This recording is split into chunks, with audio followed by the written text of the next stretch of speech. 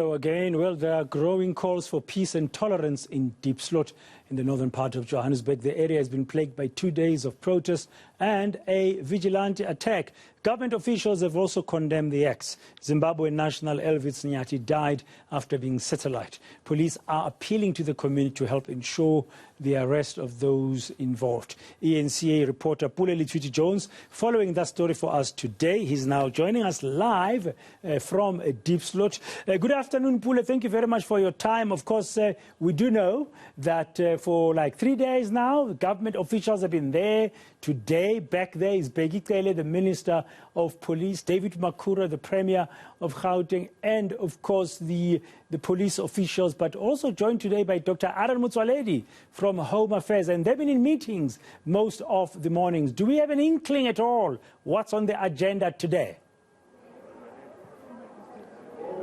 Well, firstly, we've been here since 6 a.m. where we tracked some of the operations that were carried out by the police officials, where they were going door to door in some of the homes of some of the locals living here, requesting and asking for documents. So any person who they suspected did not have documentation or the particulars, identification particulars in their possession, they would then apprehend and take to the Diepsloot police station. But currently, right now, what we do understand is that the Gauteng Premier, David Makhura, of course, has asked to be excused going to another program at Tembisa. But behind me here, what's happening now is that the police minister, Gauteng, has been addressing some of the various stakeholders, including small business owners and community members. They've been locked in this meeting for about 3 hours now, and he's flagged by the Home Affairs Minister, Dr. Motsoaledi. It seems as though they're trying to come for clues as to how they can get feedback from some of the residents as to how they can try to resolve some of the issues.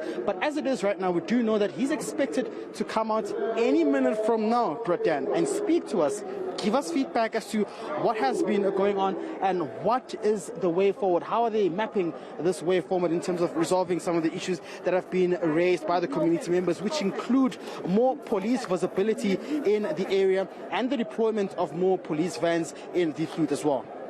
Yeah, we saw that commitment, as Mr. Cele called it, taking place the other day. The sentiment on the ground this morning, what are you picking up? Because, I mean, we've also seen reports of alleged discrimination, people being asked to speak in a South African language as the police are going on about their business. David Makhura telling you earlier that the police must act within the law as they enforce the rule of law in Diepsloot.